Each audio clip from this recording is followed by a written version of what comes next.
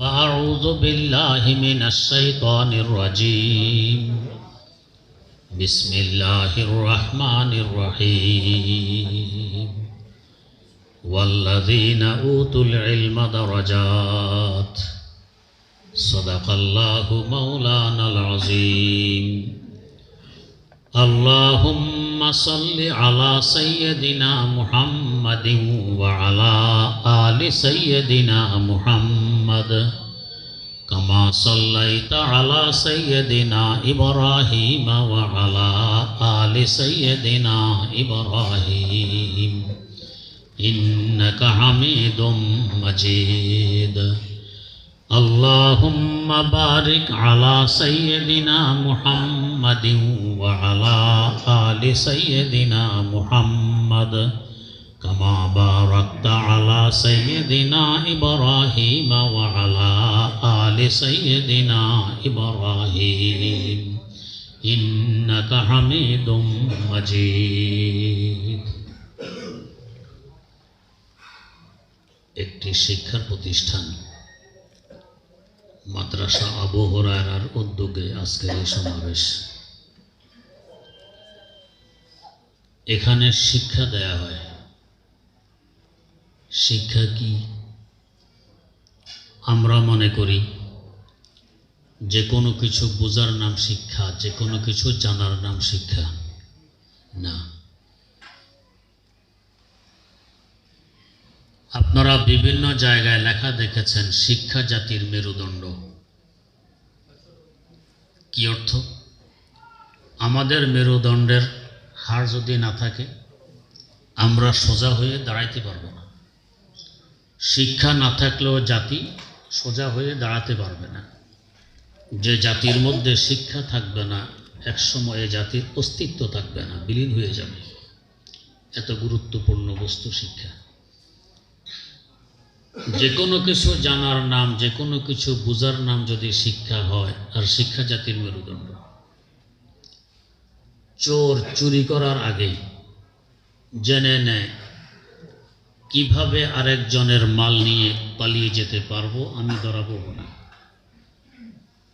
ডাকাত ডাকাতি করার আগে জেনে নেয় আরেকজনকে খুন করে কিভাবে মাল নিয়ে যেতে পারবো, আমি ধরা পড়ব না। বোমাবাজের আগে জেনে নেয় কিভাবে বোমাবাজি করলে আরেকজন খুন হবে, আমি খুন হব না। সব জেনে নেয়। যে কোনো কিছু জানার নাম যদি শিক্ষা হয়, আর শিক্ষা জাতির মেরুদণ্ড, তাহলে চুরি জানা, ডাকাতি জানা, বোমাবাজি জানা, এটা কি জাতির মেরুদণ্ড না। বরং আছে মেরুদণ্ড ভেঙে দেয়। তাহলে বোঝা গেল যে কোনো কিছু জানার নাম, বোঝার নাম শিক্ষা নয়। যদি যে কোনো কিছু জানার নাম, বোঝার নাম শিক্ষা হয়, তাহলে একথা স্বীকার করতে হবে, মানতে হবে যে মুরগি শুধু শিক্ষিত নয়, অনেক বড় শিক্ষিত। কিভাবে? মুরগির নিচে কতগুলো ডিম রেখে উপরে মুরগিকে বসায় রাখলে 20-21 দিন পর ডিমে বাচ্চা আসে। মুরগির দেহের তাপে ডিমের ভিতরে বাচ্চা আসে। আপনি যদি সিরিয়াল দিয়ে ডিমগুলো সাজাইয়া রাখুন, নম্বর লাগাইলেন 1, 2, 3, 4, সিরিয়ালে ডিম সাজাই রাখলেন, মাঝে মধ্যে আসলে দেখবেন আপনার সিরিয়াল ঠিক হয়নি। 1-এর জায়গায় 3, 3-এর জায়গায় 7, 7-এর জায়গায় 5, উলট পালট হয়ে গেছে। কে এমন করলো? মুরগি নিজে। কেন এমন করে? সে বোঝে আমার দেহের তাপেই ডিমে বাচ্চা আসে। যে ডিমগুলো সরাসরি আমার বুকের নিচে, এগুলোতে তাপ লাগতেছে বেশি। যেগুলো আমার পার্শ্বে, ওগুলোতে লাগতেছে কম। আমি যদি মালিকের সিরিয়াল ঠিক রেখে বসে থাকি, পাশের যে ডিমগুলোতে তাপ কম লাগতেছে, হয়তো এগুলো পচবে অথবা দেরিতে বাচ্চা আসবে। যেগুলো আমার সিনার নিচে, এগুলোতে আসবে তাড়াতাড়ি। ডিমগুলো পচে গেলে অনেক বড় লস, নষ্ট হয়ে গেল। আর যদি দেরিতে বাচ্চা আসে, তো কিছু ডিমে আসলো তাড়াতাড়ি, কিছু ডিমে আসলো দেরিতে। যেগুলোতে বাচ্চা এসেছে এই বাচ্চাগুলোর দাবি হবে আমাদের মুরগি মা আমাদেরকে নিয়ে বাইরে ঘোরাফেরা করুক এবং আমাদের আদারের ব্যবস্থা করুক। আর যে ডিমগুলোতে এখনো বাচ্চা আসেনি এদের দাবি হবে মুরগি আমাদেরকে বুকের নিচে নিয়ে বসে থাকুক। এখন যদি মুরগি বাচ্চার দাবি পূরণ করতে গিয়ে বাইরে ঘুরে বাচ্চা নিয়ে খাঁচার ডিমগুলো পৌঁছবে, আর যদি ডিমের দাবি পূরণ করতে গিয়ে খাঁচায় বসে থাকে বাচ্চাগুলো কাকচিলের খোরাক হবে, বড় সমস্যা। তাই মুরগি আপনার সিরিয়াল ঠিক না রেখে সে উলটপালট করে, এমনভাবে করে যাতে গড়ে সকল ডিমে সমানভাবে তাপ লাগে। এবার একটু বোঝার চেষ্টা করি, তাপ তো আমাদের দেহ আছে, টেম্পারেচার কার দেহে কত ডিগ্রি এটা বোঝার জন্য আমরা থার্মোমিটার ব্যবহার করি। ওখানে ওঠে 98 ডিগ্রি, জ্বর উঠলে আরো বেড়ে যায়। তো আমাদের দেহের তাপ কার বেশি কার কম এটা বুঝতে হলে আমাদেরকে একটি থার্মোমিটারের মুখাপেক্ষী হতে হয়।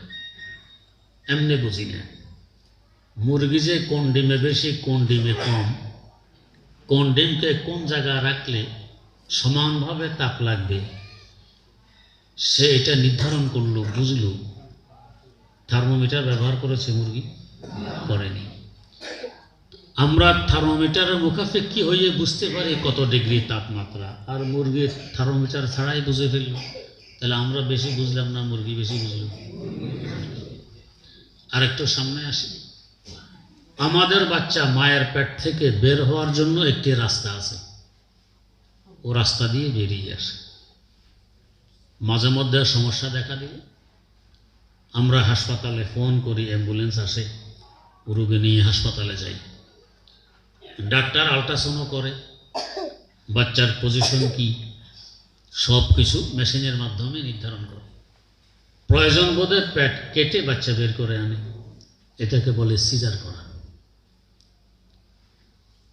মুরগির ডিমের ভিতরে যে বাচ্চা জন্ম নেয় বের হওয়ার কোনো রাস্তা আছে? নেই। তার মানে প্রত্যেকটি বাচ্চা সিজারের মাধ্যমে বের হয়, রাস্তা তো নেই, কেটে বের করতে হয়। তো মুরগিকে দেখেছেন হাসপাতালে ফোন করতে অ্যাম্বুলেন্সের জন্য, বা ডাক্তারের পিছনে পিছনে ডিম কতগুলো নিয়ে ঘুরতে যে স্যার ভিতরে বাচ্চা, রাস্তা তো নেই, সিজার করা লাগবে, একটু আল্ট্রাসাউন্ড করুন, মেহরবানি করে সিজার করে বাচ্চাগুলো বের করে আনুন। তাহলে সিজার কে করে? মুরগি নিজে। সে নিজে ডিমে ছিদ্র করে, তাও একসাথে এত বড় ছিদ্র করবে না যে বাচ্চা বের হতে পারে। প্রথমে ছোট্ট একটি ছিদ্র করে যাতে বাইরের আবহাওয়ার সাথে সে পরিচিত হতে পারে, হঠাৎ করে বেরিয়ে আসলে সহ্য নাও হতে পারে। সে যে ছিদ্র করে ঠিক ওই জায়গায় ছিদ্র করবে যেখানে বাচ্চার ঠোঁট আছে, এমন জায়গায় ছিদ্র হবে না যে ছিদ্র করার পর দেখা গেল বাচ্চার পা, ছিদ্র করার পর দেখা গেল বাচ্চার লেজ, না, যেখানে ঠোঁট ওইখানে ছিদ্র। সে কি করে বুঝলো এখানে বাচ্চার ঠোঁট? সে তো আল্ট্রাসাউন্ড মেশিন ব্যবহার করেনি। তাহলে আমরা বেশি বুঝলাম না, মুরগি বেশি বুঝলাম। সিজার করে বাচ্চা বের করে, এরপরে বাচ্চার অবস্থা দেখুন।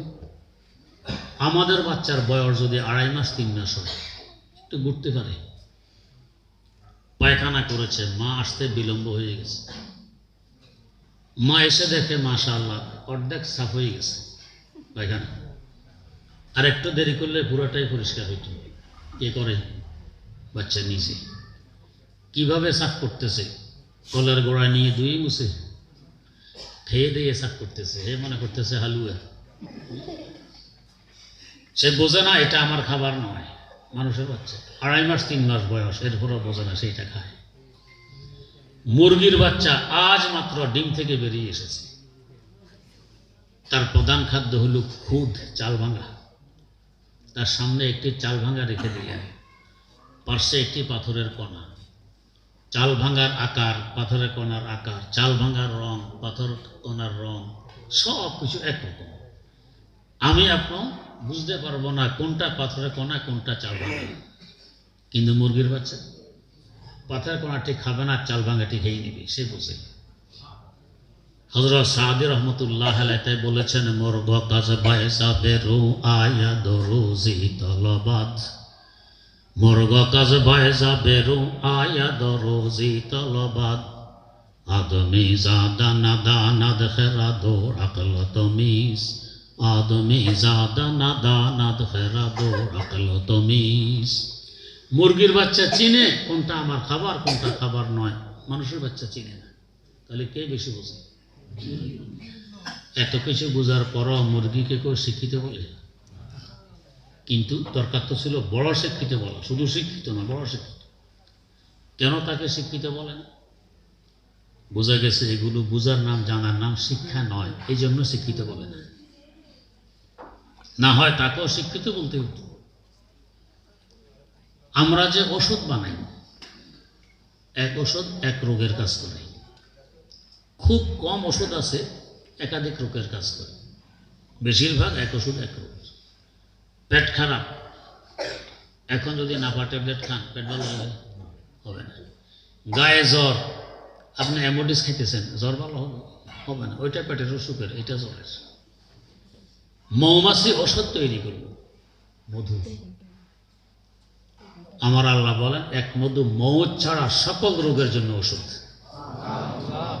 আল্লাহ বলেন ওয়াউহা রাব্বুকা ইলান নাহলি আনিত্তাখিযি মিনাল জিবালি বুয়ুতা ওয়া মিনাশ শাজারি ওয়া মিম্মা ইয়ারদিসুন সুম্মা কুলি মিন কুল্লি সামারাতি ফাসলুকি সুবুলা রাব্বিকি যুলুলা ইয়াখরুজু মিন বুতুনিহা শারাবুম মুখতালিফুন আলওয়ানুহু ফীহি শিফাউল লিন্নাস ইন্না ফী যালিকা লাআয়াতাল লিকাওমিন ইয়াতাফাক্কারুন।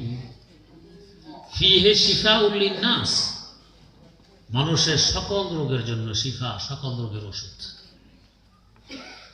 দ্বিতীয়ত, আমরা ওষুধ প্রস্তুত করার পর ওষুধের গায়ের উপরে একটা ডেট লেখা থাকে। ডেটের ভিতরে ভিতরে এটা সেবনযোগ্য, ডেট ওভার হয়ে গেল ক্ষতিও হতে পারে। কিন্তু মৌমাছি যে জগতের শ্রেষ্ঠতম মহা ওষুধ তৈরি করলো, মধু, গায়ে কোনো ডেট আছে? আমাদের ওষুধ নষ্ট না হওয়ার জন্য স্পিড ব্যবহার করি, অ্যালকোহল ব্যবহার করি, এরপরেও ডেট লিখতে হয়, এরপরে আর ব্যবহার করা যাবে না। মৌমাছি যে ওষুধ তৈরি করল, ডেট মেট নেই। যেই পাত্রে আপনি সংরক্ষণ করবেন মধু, পাত্রে যদি কোনো সমস্যা না থাকে কিয়ামত পর্যন্ত মধু নষ্ট হবে না, বরং যত পুরানো হবে তত তার উপকারিতা বাড়তে থাকবে। এটা মধুর স্বভাব। তো সে কি স্পিড ব্যবহার করলো, কি অ্যালকোহল ব্যবহার করলো? তাহলে আমরা বেশি বুঝি না, মৌমাছি বেশি বুঝি। কিন্তু মৌমাছিকে কেউ শিক্ষিত বলে? বলে না। কেন বলে না? এগুলো বুঝার নাম, জানার নাম শিক্ষা নয়, তাই বলে না। দুই দেশের যুদ্ধ আরম্ভ হলে মিলিটারিরা বাংকার খনন করে মাটির নিচে, লুকিয়ে লুকিয়ে যুদ্ধ করবে যাতে শত্রু টের না পায়। কিন্তু ভয় থাকে যুদ্ধ শত্রু টের পেয়ে গেল, বাংকারের মুখে চলে আসলো, আমার বাঁচার উপায় কি? মাটির নিচে একটি চোরা রাস্তা খনন করে, দূর পর্যন্ত নিয়ে যায়, শত্রু এখানে আসতে যাতে আমি ওখান দিয়ে ভাগতে পারি। আমার আপনার ইরি খাতের আইলে ইঁদুর বাংকার খনন করে, ইঁদুর এসে দেখলেন যে অনেকগুলো ধান কাটা, বুঝে ফেলেছেন শত্রু আছে, ওরা আমার ধান নিয়ে গুদামজাত করে। গরম পানি ডালতেছেন বালতিতে করে, হাতে একখানা দাও কিংবা লাঠি, গরম পানির ভিতরে গিয়ে যখন ভর্তি হবে বাংকার, শত্রু বেরিয়ে আসবে, আক্রমণ করবেন, পরাজিত করবেন, হত্যা করে ফেলবেন। 5-7 বালতি পানি ডালার পর দেখলেন 10-12 ভাগ দুধ দিয়ে ফুস, শুধু লেজ দেখছেন, ঘুরে ইঁদুরটা দেখতে পাননি, চলে গেল। পানিও বরবাদ, সময়ও বরবাদ, শ্রম বরবাদ, সব বরবাদ। আমরা বাংকার খনন করতে হলে আর্মি অফিসারদের কাছে গিয়ে ট্রেনিং দিতে হয়, তারপরে বাংকার খননের প্রশ্ন। ইঁদুরকে কি দেখা গেছে যে ক্যান্টনমেন্টে গড়ে মেজর অফিসার স্যার বাংকার আমাদের খনন করতে হবে, যুদ্ধ আমাদেরও আছে, একটু ট্রেনিংটা দিয়ে দেয় না? তাহলে আমরা বেশি বুঝি না ইঁদুর। কিন্তু ইঁদুরকে কেউ শিক্ষিত বলে? কেন বলে? এগুলো বোঝার নাম শিক্ষা না, তাই বলে? এই যে আমাদের এখানে আলো আসলো, কারেন্ট, খাম্বার মাথায় তারের সাথে তার জোড়া দিয়ে দিয়ে এখানে নিয়ে আসছে।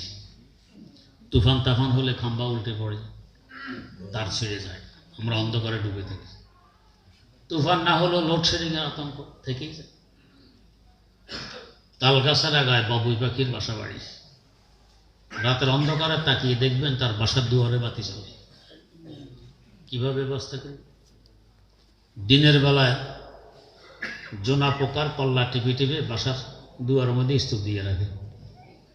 রাতে অন্ধকার যতই বাড়ে আলো ততই বাড়ে।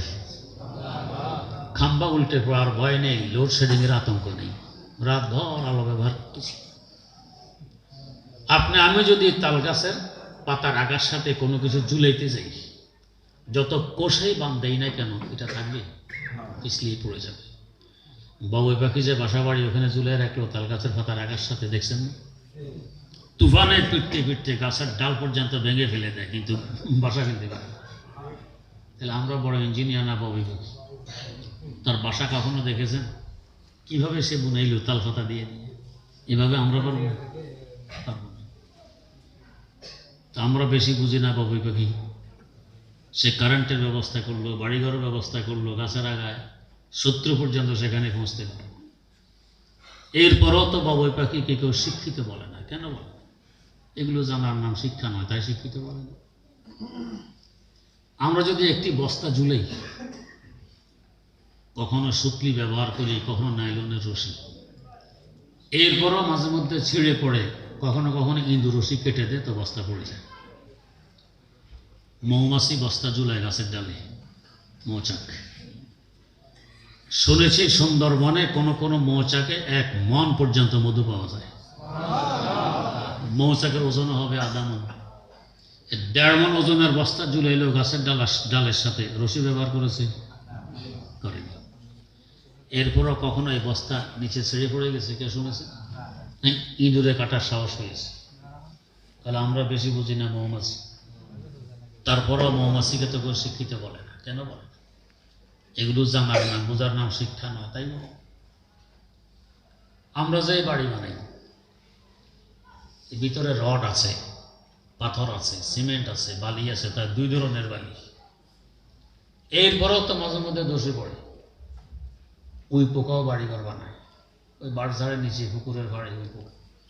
এদের বাড়ি আমার আপনার মাথার উপর পর্যন্ত ওঠে। গ্রাম দেশে যাদের বাড়ি তারা দেখেছে। খনন করলে দেখা যায় কত রকমের কামরা, কত রকমের রাস্তাঘাট মুসলিম ভাবে বানায় রাখছে। তার বাড়ি শুকিয়ে গেলে লাঠি দিয়ে পিটাইলেও আপনি ভাঙতে পারবেন না, সহজে ভাঙে না। ও তো রড ব্যবহার করেনি, সিমেন্টও ব্যবহার করেনি, পাথরও ব্যবহার করেনি, এত শক্ত বাড়ি সে নির্মাণ করবে? ও তো ছোট্ট একটি পোকা।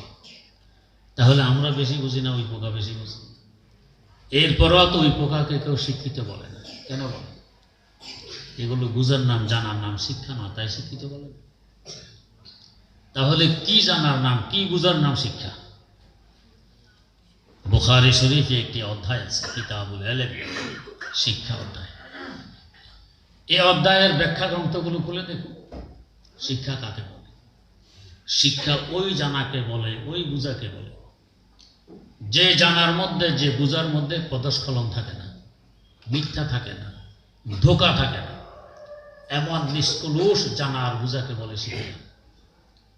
তাহলে কোন জানায় মিথ্যা নেই, কোন জানায় ধোঁকা নেই, কোন জানায় পদস্খলন নেই বলুন তো? একমাত্র কোরআন সুন্নাহ জানার মধ্যে, ওহীর জ্ঞান অর্জনের মধ্যে কোনো মিথ্যা নেই, ধোঁকা নেই, পদস্খলন নেই। 7000 বছর আগে আদম আলাইহিস সালাম বলে গেছেন লা ইলাহা ইল্লাল্লাহ, আর শেষ পয়গম্বর বড় বলতেছেন লা ইলাহা ইল্লাল্লাহ। এই নয় যে আগের পয়গম্বর ভুল বলে গেছেন, আসলে আল্লাহ দুইজন না। ওনার যে কথা এনারও সেই কথা, কোনো মতানৈক্য নেই। এর ভিতরে 1,24,000 পয়গম্বর আসলেন গেলেন, সকলের এক কথা, দ্বিমত কারণ লা ইলাহা ইল্লাল্লাহ, একত্ববাদের দাওয়াত সকলে দিয়ে গেলেন। যদি মিথ্যা থাকতো, ধোঁকা থাকতো, পদস্খলন থাকতো, এক নবী বলতো এটা, আর নবী বলতো এইটা। এখানে আবার কেউ প্রশ্ন করতে পারেন, হুজুর মতানৈক্য তো আছে, ইহুদি ধর্মের সকল হুকুম হাকাম আমাদের ধর্মের সাথে কি মিলে? মিলে না। খ্রিস্ট ধর্মের সকল হুকুম হাকাম আমাদের ধর্মের সাথে কি মিলে? মিলে না, মতানৈক্য আছে। তাহলে কিভাবে বুঝবো ওহির শিক্ষা একমাত্র শিক্ষা? একটি দৃষ্টান্তের মাধ্যমে বোঝার চেষ্টা করি। যেদিন আমরা জন্ম নিয়েছিলাম ওই দিনে আমাদেরকে একটি জামা পরানো হয়েছিল। এই ছোট্ট একটি জামা 30-40 টাকা দিয়ে কিনতে পাওয়া যায়। দেওয়া আছে না গায়ে একটি জামা? আচ্ছা, এই জামাটি বানাইতে কতটুকু কাপড়ের প্রয়োজন ছিল? 1 গজের হতো 4 ভাগের 1 ভাগ বা রকম। এই বাচ্চার বয়স যখন 2 মাস, এখন আরেকটু বড় জামা লাগে, কাপড় আরো বেশি লাগে। বয়স যখন 2 বছর, এখন তার গায়ে জামা দিতে হলে 1 গজ কাপড়। বয়স যখন 6 বছর, এখন 1.5 গজ লাগে। বয়স যখন 10 বছর, এখন 2 গজ লাগে। বয়স যখন 20 বছর, এখন 2.5 গজ লাগে। সাধারণত 20 পর্যন্ত মানুষ বাড়ে, আর বেশি বাড়ে না। 30-এর পর বাড়ার কোনো প্রশ্ন নেই। 30 বছর পর্যন্ত 2.5 গজ জামায় কাপড় দিয়ে জামা বানাই। এরপরে টেইলারের কাছে আপনাকে আর শ্বশুরে যাওয়ারও প্রয়োজন হয় না, ওই আগের জামা পাঠিয়ে দিলে চলে। ওই মাপে টেইলার জামা বানায় দিয়ে গায়ে দিতে পারেন। আপনার বয়স যখন 50, এখন একটু মনে চাইলো আমার আগের জামাগুলো দেখি। আম্মা সব জামা সংরক্ষণ করে রেখে দিয়েছেন। দেখেন যে এক জামা 1 বিঘত লম্বা, ছোট্ট এক জামা, আর একটা 1 হাত লম্বা, আর একটা 1.5 হাত লম্বা। দেখে বলতেছেন এই জামাগুলো যে খলিফা সিলাই করছে, এই খলিফাও নয়, খলিফার জাতও নয়। আমি 3.5 হাত লম্বা মানুষ, আর সে 1 বিঘত লম্বা জামা বান, খলিফার জাতও নয়। আপনার এই মন্তব্য কি ঠিক? মোটেও ঠিক নয়। তার মানে সেও খলিফার জাত, এও খলিফার জাত। ওই জামাও ঠিক, এই জামাও ঠিক। এখন আবার যদি কেউ বলে যখন জামা ওইটাও ঠিক এটাও ঠিক, তো আমি হেঁটাই এখন গায়ে দিই। প্রথম দিনেরটা যে জামা 1 বিঘত লম্বা, হেঁটাই গায়ে দিই। পারবেন? পারবেন না। গলা দিয়ে আপনার হাতও ডুববে না। বলে এত চিকন ছিল, এখন হাতও ডুববে না। ওইটা এখন গায়ে দেওয়া যাবে না, কেন? আপনি বড় হয়ে গেছে। যখন দেহ যেই মাপের ছিল, জামাও সেই মাপের ছিল। খলিফারও দোষ নয়, এটা আপনার দেহ আস্তে আস্তে বেড়ে গেছে, তাই সেই মাপের হয়ে গেছে। এবারে আসুন, নবীদের শরীয়ত হল রুহানি জামা। প্রত্যেক নবীর শরীয়ত রুহানি জামা। মানব জাতির আগমন ঘটেছে এই জাহানে, এই বিশ্বে। আদম আলাইহিস সালামের শরীয়ত আনলেন, মাত্র মানব জাতির আগমন ঘটেছে। এটা ছোট্ট শরীয়ত, অল্প কিছু না। এরপরে যত দিন যায়, বয়স বাড়তেছে, রুহানি জামা বড় হতে চলছে।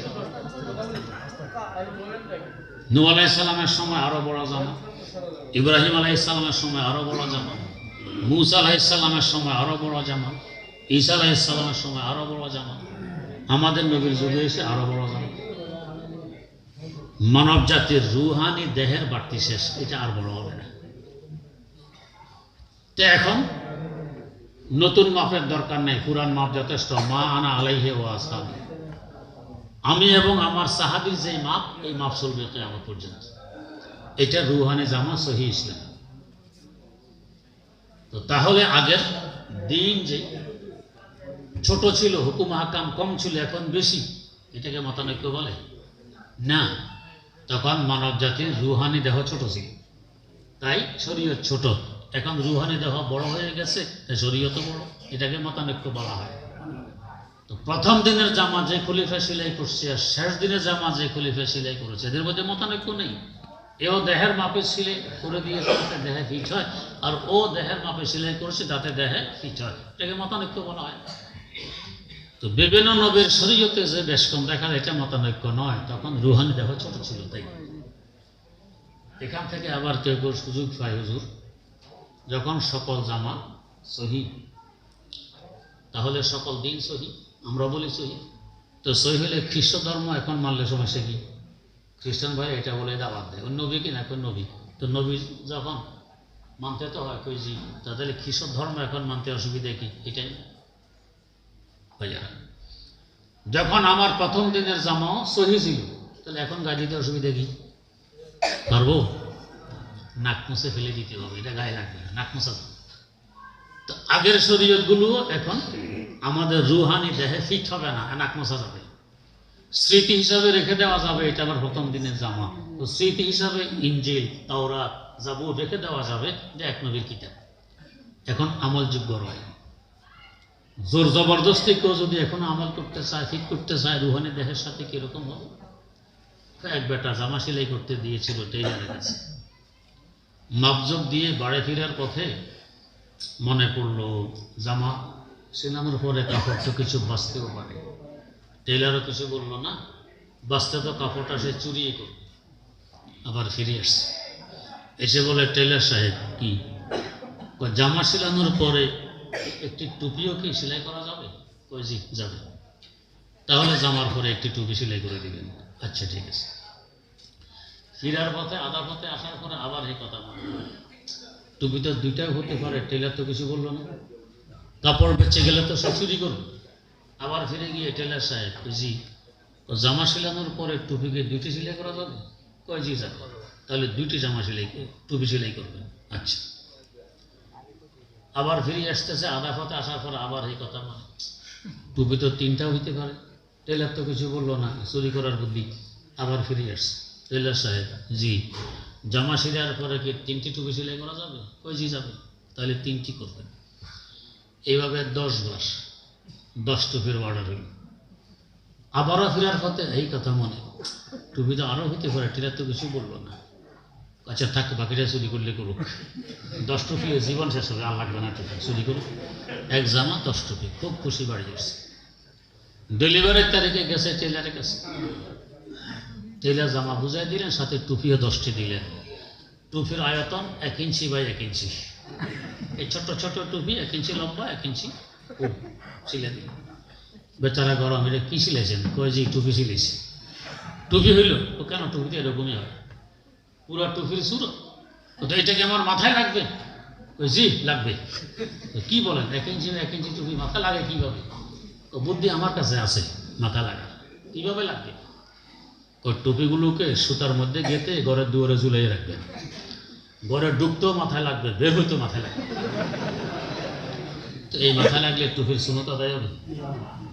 এখন যদি আগের যুগের ধর্ম, চাই খ্রিস্ট ধর্ম হোক, ইহুদি ধর্ম হোক, কেউ যদি মানতে চায়, ওইরকম ঘরের দুয়ারে ঝুলাইলে ঢুকতে মাথায় লাগবে, বাইরেতে মাথায় লাগবে, এছাড়া আর কোনো কাজ হবে না।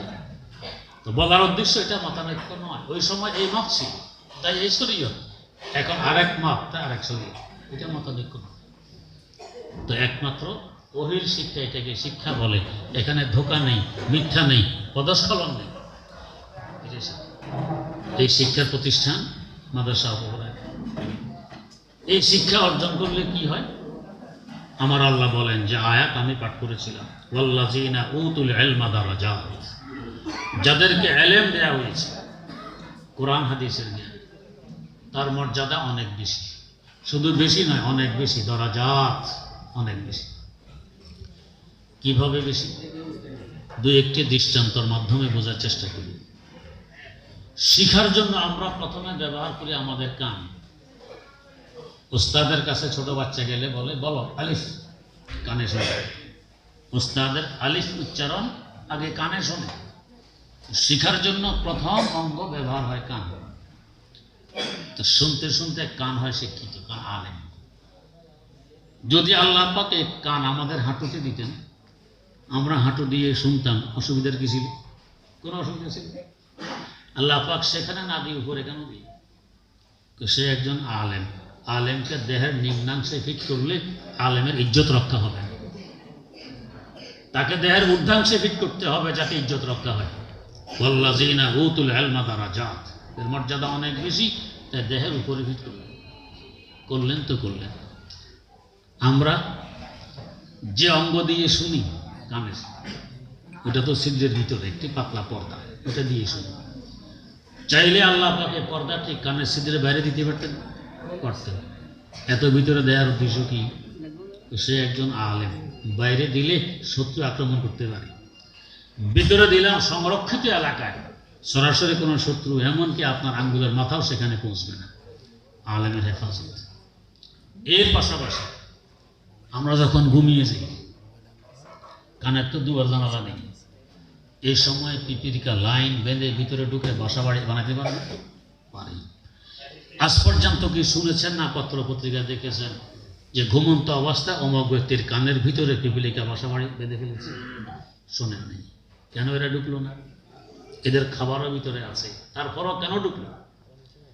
আমার আল্লাহ বাইরে ফেরেশতা বসায় রেখে দিয়েছেন, ভিতরে একজন আলেম আছে যাকে তা এখানে ঢুকতে দেওয়া যাবে না, তোমরা বাধা দিয়ে রাখো, ঢুকতে পারো। আলেমের ইচ্ছা। ওয়াল্লাযীনা উতুল ইলমা দারাজা। 2 নম্বর, ওস্তাদ বলার পরে কানে শুনে আমরা মুখে উচ্চারণ করি। ওস্তাদ বলেন আলিফ, কানে শুনলাম, এখন আমিও বলি আলিফ। 2 নম্বর, আলেম হয় আমার জিহ্বা। আল্লাহ পাক যদি চাইতেন জিহ্বা আমার হাঁটুতে ঠিক করে দিতেন, আমি ওখান দিয়ে কথা বলতাম, অসুবিধার তো কিছু ছিল না। সেখানে না দিয়ে দেহের ঊর্ধ্বাংশে কেন দিলেন? জিহ্বা একজন আলেম, তাকে নিচে দিলে ইজ্জত রক্ষা হবে না, তাকে উপরে দিতে হবে। আলেমের মর্যাদা বেশি, উপরে দিলেন তো দিলেন। থাকার ব্যবস্থা করলেন ঘরের ভিতরে, মুখগহ্বর একটা সংরক্ষিত ঘর। এরপরেও কোনো শত্রু আক্রমণ করে কিনা চতুর্দিকে 32 জন পুলিশ পাহারাদার বসায় রাখলেন। চিনেছেন তো পুলিশ কারা? যখন দাঁত বন্ধ করবেন জিহ্বা ভিতরে সংরক্ষিত অবস্থায়, কোনো শত্রু এখান পর্যন্ত পৌঁছতে পারবে না, পুলিশ পাহারাদার। এখানে আবার কেউ বলবেন হুজুর যদি জিহ্বার পাহারাদারের জন্য এই পুলিশ, তাহলে মাঝে মধ্যে কামড় মারে কেন? কামড় হতে মারে। আমাদের দেশেও তো পুলিশ আছে, এ তো শান্তি শৃঙ্খলা বজায় রাখার জন্যই তো পুলিশ। জনগণের বন্ধু না, লেখা থাকে জায়গা জায়গায় পুলিশ জনগণের বন্ধু। যদি কারো বন্ধুত্বের সন্দেহ হয় তখন ডুল ফিটাইতে হয় যে আসলে আমি তোমার বন্ধু। সন্দেহ হলে তখন লেখালেখি করতে আমি তোমার বন্ধু। বাস্তব বন্ধু হলে লেখার দরকার হয় না, কাজে বোঝায় যে আমি তোমার বন্ধু না শত্রু।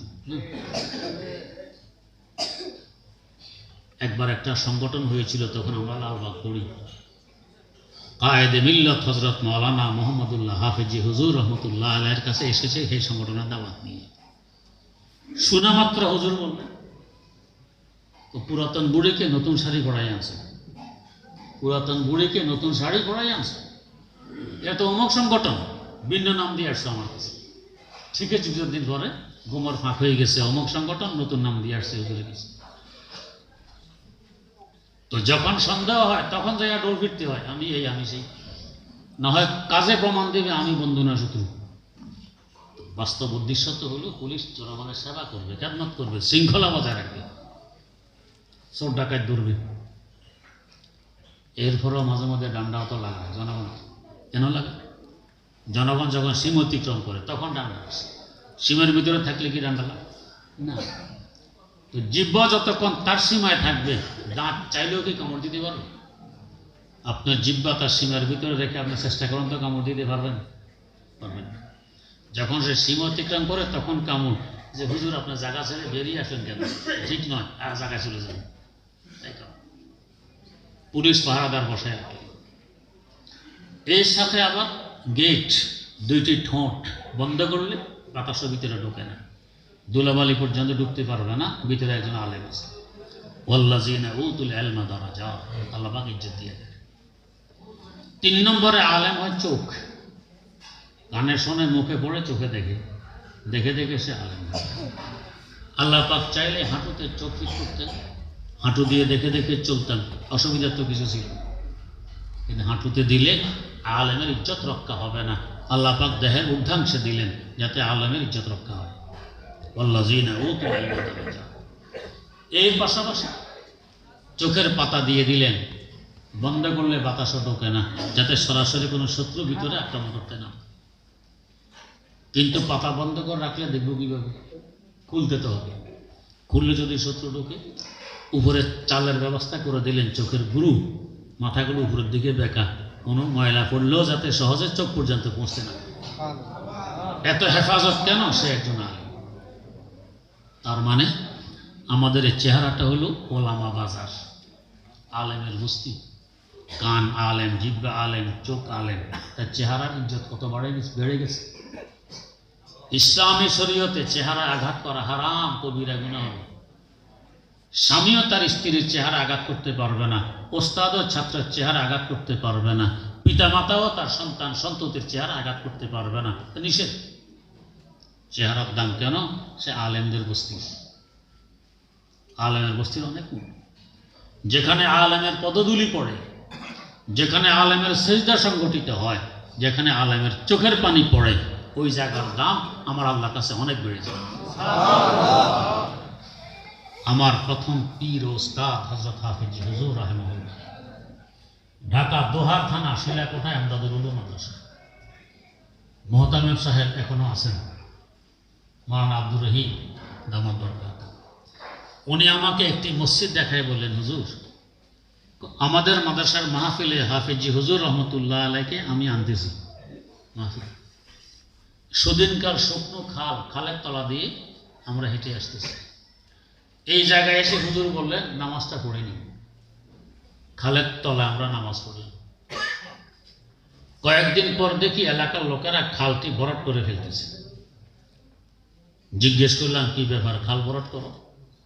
হ্যাঁ, আমাদের সিদ্ধান্ত হয়েছে আমরা এখানে মসজিদ দিব। আল্লাহর এক ওলির কপাল পড়েছে এই জমিনে, আল্লাহ পাক সে সিজদার ইজ্জত রক্ষার্থে ওই জমিনকে কিয়ামত পর্যন্তের জন্য সিজদার ব্যবস্থা করে দিলেন, মসজিদ বানাই। আলেমের পদধূলির বরকত, চোখের পানির বরকত, সিজদার বরকত। তো এই চেহারা হলো আলেমদের বস্তি, তার দাম অনেক বেশি। আবার এই তিনজন আলেমকে ব্যবহার করে আমাদের ব্রেন, এদের মাধ্যমে শিক্ষা সব গ্রহণ করে ব্রেনে। তার মানে ব্রেন হলো ওস্তাদুল ওলামা, আলেমদের ওস্তাদ। যেহেতু আলেমদের ওস্তাদ, তার স্থান সকলের উপরে, মাথার ভিতরে ব্রেন সকলের উপরে। সেখানে স্থান দিলেন তো দিলেন, হেফাজত কি করি না? কোনো ছিদ্র মিদ্র নেই, দুয়ার জানালা নেই। যেমন এয়ার কন্ডিশন রুমে কোনো ছিদ্র নেই, দুয়ার জানালা সব বন্ধ, খোলা রাখলে কন্ডিশন চলবে। পোকামাকড় পর্যন্ত ঢুকতে পারে না, মশা মাছিও ঢুকতে পারে না, সব বন্ধ। এয়ার কন্ডিশন রুমের ভিতরে আলেম আরাম করতেছেন, এখানে কেউ ঢুকতে পারবে না। এরপরও হেফাজত কি করি না? মগজের উপরে পাতলা একটি পর্দা, তার উপরে হাড়ের ওয়াল, এর উপরে চামড়ার প্লাস্টার, তার উপরে চুলের চাল, এত হেফাজত যাতে বাইরে থেকেও কোনো আসরার প্রভাব ব্রেন পর্যন্ত না পৌঁছে। মাথা যদি কামানো থাকে, খালি মাথায় বরফ লাগালে সাথে সাথে ঠান্ডা, চুলের উপরে লাগাই সাথে সাথে ঠান্ডা হবে। আল্লাহ পাক এত ব্যবস্থাপনা কেন? সে একজন আলেমের ওস্তাদ, এই জন্য এত হেফাজত। কিন্তু ব্রেনকেও কন্ট্রোল করে আমার আপনার হার্ট, কলম। সে হলো ওস্তাদুল আসাতেজা, ওস্তাদেরও ওস্তাদ, আরো দাম বেশি। এখানে আবার কেউ বলবেন, হুজুর আমরা দেখি সবকিছু বুঝে ব্রেন, আপনি বলেন হার্ট। আমি না, আমার আল্লাহ বলেন, লাহুম কুলুবুন লা ইয়াফকাহুনা বিহা, এদের কলম আছে, এরা কলম দিয়ে বোঝে না। জানা গেল বোঝার মূল শক্তি হলো কলম। ব্রেনকে কলম কন্ট্রোল করে। ইসলাম তো বাস্তবসম্মত একটি দিন, এই কথাটি মনে হয় অবাস্তব। আমরা দেখি ব্রেনে করে সব কিছু, আল্লাহ বলেন কলম। একটি ঘটনার মাধ্যমে সহজে বুঝে আসবে। আমাদের বাংলাদেশে বর্তমান হাদিস বিষয়ে সবচেয়ে বড় আলেম যাকে মনে করা হয়, বাস্তবও তিনি এই বিষয়ে সবচেয়ে বড় আলেম, জনাব মাওলানা আব্দুল মালেক সাহেব। আলহামদুলিল্লাহ, আমাদের একখানে বাড়ি, একই মাথায় লেখাপড়া করেছে। তিনি যখন ছোট, ওনার আব্বা ওনাকে নিয়ে মাহফিলে গেছেন, তো পিছনে জায়গা পেয়ে ওখানে বসেছেন। গ্রামগঞ্জে মাইকের হর্ন বাঁধা হয় বাঁশ গেড়ে, বাঁশের আগায়। একটু পর মাওলানা আব্দুল মালেক সাহেব তার আব্বাকে জিজ্ঞেস করতেছেন, আব্বা হুজুরকে বাঁশের আগা থেকে নামাবে কিভাবে? আব্বা কি বলে ছেলে, ভ্রুক্ষেপ করলেন। একটু পর আবার, আব্বা হুজুরকে বাঁশের আগা থেকে কিভাবে নামাবে? কিছুক্ষণ পর আবার, এবার আব্বা বলে, বাঁশের আগা থেকে কেন নামাইতো? হুজুর যে বাঁশের আগায় বসে বসে ওয়াজ করতেছেন, আসলে হুজুর বাঁশের আগায় না, স্টেজে। হুজুর স্টেজে কথা হয় মাইক্রোফোনে, উনি কেন বুঝতেছেন হুজুর বাসার জায়গায় বসে বাস করতেছেন? আওয়াজ তো ওখান দিয়ে বের হয়, হরণ দেয়। ছোট্ট মানুষ অতটুকু বুঝে এখনো হয়নি যে আসলে আওয়াজ কোথায় করা হয়, বের হয় কোন জায়গায়। তো যেখান দিয়ে বের হয় উনি তো বুঝতেছেন এখানে হুজুর আছেন, বাসার জায়গায় বসে বসে বাস করতেছেন, তাই চিন্তা হুজুরকে নামাবে কি? কিন্তু এখন কি হুজুর বলবেন যে হুজুর বাসার জায়গায় বসে বাস করেন? হুজুর তো স্টেজে। ঠিক তেমনি ভাবে যাদের এলমি গভীরতা নেই, এরা দেখে ব্রেন হলো বুদ্ধির ডিপু, বুঝবুদ্ধি সব এখানে ব্রেন। আর যাদের গভীরতা আছে এরা বলে না, আসল হলো হার্ট, আসল কলম, আসল হলো দিল, এটা হরণ, এখান দিয়ে বের হয়। যাদের গভীরতা নেই এরা মনে করে এটাই সব কিছু, যাদের গভীরতা আছে এটা বোঝে আসল হলো কলম। লাহুম কুলুবুন লা ইয়াফকাহুনা বিহা। কলবকে রাখলেন কোথায়? সিনাই। সিনাইকে আরবিতে বলে সদর। সদর মানে প্রেসিডেন্ট, সদর মানে রাজধানী। রাজধানী থাকে দেশের মধ্যখানে সবচেয়ে সংরক্ষিত এলাকা, এটার ভিতরে আল্লাহ পাক কলব রেখে দিলেন। আমাদের কমর থেকে নিচের দিক পা কেটে ফেলে দিল আপনি বাঁচবেন। মূল দেহ তো কমর থেকে মাথা, এটার মধ্যখানে হলো সিনা সদর, এটার ভিতরে আল্লাহ পাক কলব ফিট করছেন। গরু জবাই করলে দেখবেন কত পর্দার ভিতরে কলব। এত হেফাজত কেন? সে ওস্তাদুল আসাতেজা, ওস্তাদদেরও ওস্তাদ, এই জন্য তার এত হেফাজত। ওয়াল্লাযীনা উতুল ইলমা দারাজাত। যে বন্দার কান আলেম, জবান আলেম, চোখ আলেম, ব্রেন আলেম, কলব আলেম, এই আলেমের মর্যাদা কত বেশি হবে চিন্তা করেন। এখানে আবার কেউ প্রশ্ন করবেন হুজুর কই মর্যাদা? আমরা দেখি এক শ্রেণীর মানুষ আলেমদেরকে নিয়ে হাসাহাসি করে, তিরস্কার করে, মজা কুড়ায়, ঠাট্টা করে, বিদ্রোহ করে, মিছিলও বের করে আলেমদের বিরুদ্ধে। কই এদের মর্যাদা? ভাইয়া, মর্যাদা বোঝার জন্য তো যোগ্যতা লাগে, যোগ্যতা ছাড়া কি মর্যাদা আল্লাহর মর্যাদা বোঝা? আপনার হাতে যদি 1000 টাকা দিয়ে বলা হয় আপনার আব্বার কোলে গিয়ে একটু পায়খানা করে আসুন, কে পারবেন বলেন? কেউ পারবেন না। কেন পারবেন না? ইনি আমার জন্মদাতা, আমার আব্বা। আমার দৃষ্টিতে আমার সবচেয়ে বেশি মর্যাদাবান, তার কোলে পায়খানা করা যাবে না। ছোটবেলায় করছিলেন কিনা? এমন কারো সাহস আছে যে হুজুর আমি অলি হয়ে মায়ের ঘাট থেকে বেরিয়ে আসছিলাম, হ্যাঁ জীবনে আমি এই কাজ করিনি, বলতে পারবো? কেউ পারবে? তো তখন কি আব্বার মর্যাদা ছিল না? তখন কি তিনি জন্মদাতা ছিলেন না? তো কেন পায়খানা করলেন? আব্বার মর্যাদা বুঝার মতো যোগ্যতা আমার ছিল, আমি ছিলাম ছোট, তাই করছি। এখন যোগ্যতা এসেছে মর্যাদা বুঝার মতো, তা এখন সম্ভব নয়। আলেম সমাজের যোগ্যতা, আলেম সমাজের মর্যাদা বুঝার মতো যার যোগ্যতা নেই সে তো তিরস্কার করবেই, বিরুদ্ধে মিছিল বের করবেই। যার যোগ্যতা আছে সে তো মাথায় নিয়ে হাঁটবে। এই সম্পর্কে একটি ঘটনা হাকিমুল উম্মত মুজাদ্দিদুল মিল্লাত হযরত শাহ আশরাফ আলী থানভী রাহমাতুল্লাহি আলাইহি আল ইফকার মধ্যে উল্লেখ করেছেন। ঘটনাটি হলো একজন আলেম গুলিস্তান পড়াইতেন। শেখ সাদি রহমতুল্লাহ আলাইহির লিখিত মহামূল্যবান ফার্সি ভাষার একটি কিতাব। তো পড়ানোর সময় একটি কথা পড়ানোর পর হুজুর বলতেন এই কথাটির মূল্য 50,000 টাকা, এই কথাটির মূল্য 1,00,000 টাকা। টাকার অঙ্ক বলে বলে মূল্য বুঝে দিত। ক্লাসে একজন ছাত্র ছিল আমার ন্যায় বুদ্ধিশুদ্ধি নেই, ও মনে করতো কথাটি বাজারে নিয়ে 1,00,000 টাকায় বিক্রি করা যাবে। একদিন মাদ্রাসা ছুটি, বাড়ি যাওয়ার পথে তার পায়ের স্যান্ডেল ছিঁড়ে যায়। স্যান্ডেল জোড়া দিতে এসেছে একজন মুচির কাছে। মুচি স্যান্ডেল জোড়া দিয়ে বলছে ভাই 2 টাকা দাও।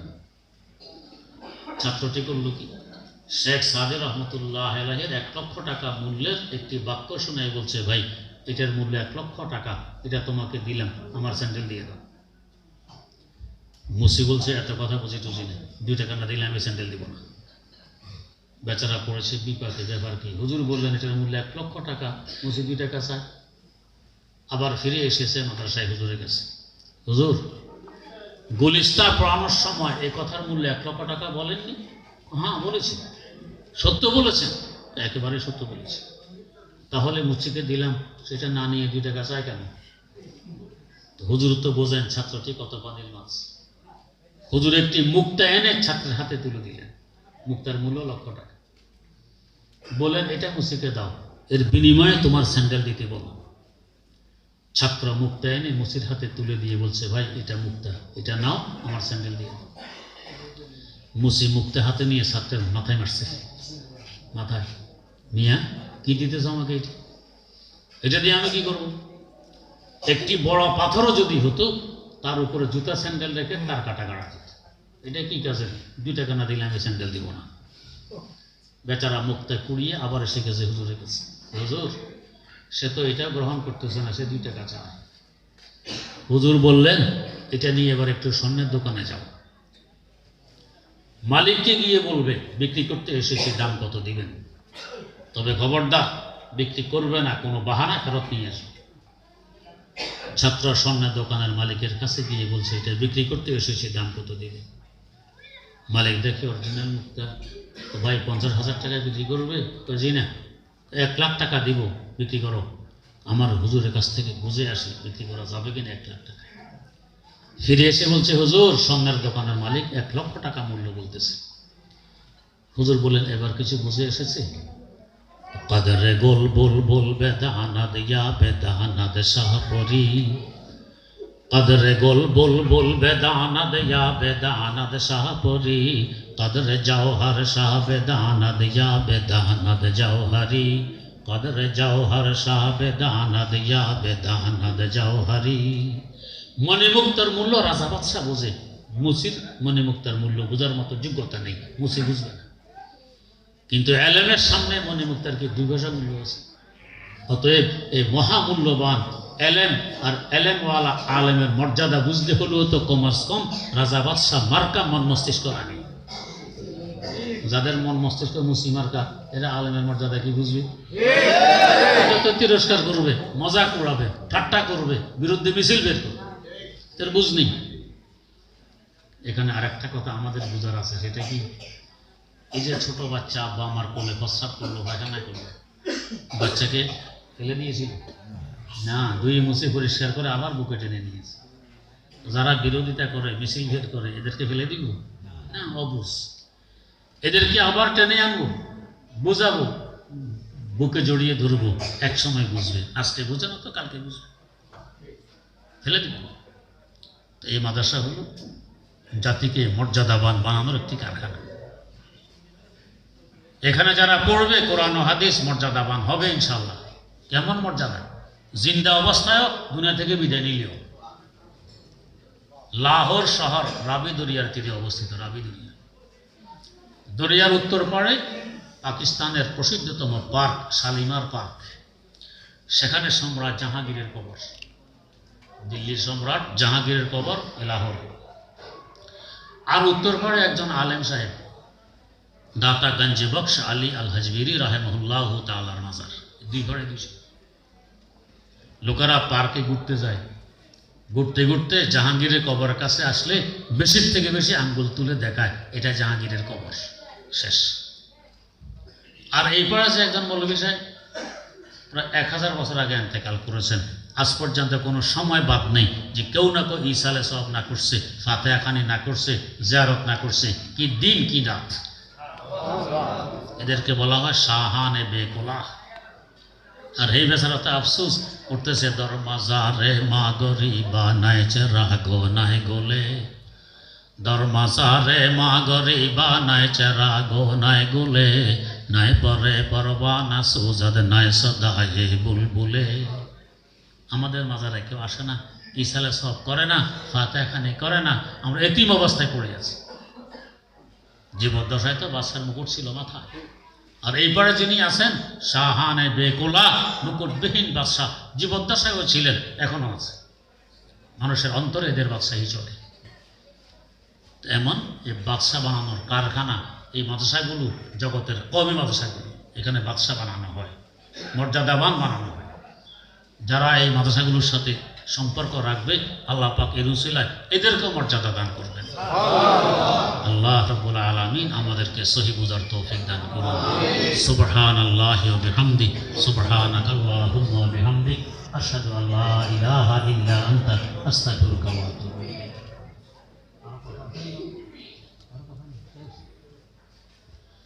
আলহামদুলিল্লাহ। अल्हम्दुलिल्लाहि रब्बिल आलमीन वस्सलातु वस्सलामु अला सय्यिदिना मुहम्मदिन व अला आलिहि व अस्हाबिहि अजमईन रब्बना आतिना फिद दुन्या हसनतन व फिल आखिरति हसनह व क़िना अज़ाबन नार रब्बना ज़लमना अनफुसना व इल्लम तग़फिर लना व तरहमना लनकूनन्ना मिनल ख़ासिरीन रब्बिरहमहुमा कमा रब्बयानी सग़ीरा अल्लाहुम्मा इन्ना नस्अलुका इल्मन नाफ़िअन व फ़हमन कामिला व अमलन सालिहन मुतक़ब्बला व रिज़्क़न वासिअन हलालन तय्यिबा अल्लाहुम्मा इन्ना नऊज़ु बिका मिनल फ़ितन मा ज़हरा मिन्हा व मा बतन अल्लाहुम्मा इन्ना नजअलुका फ़ी नुहूरिहिम व नऊज़ु बिका मिन शुरूरिहिम अल्लाहुम्मा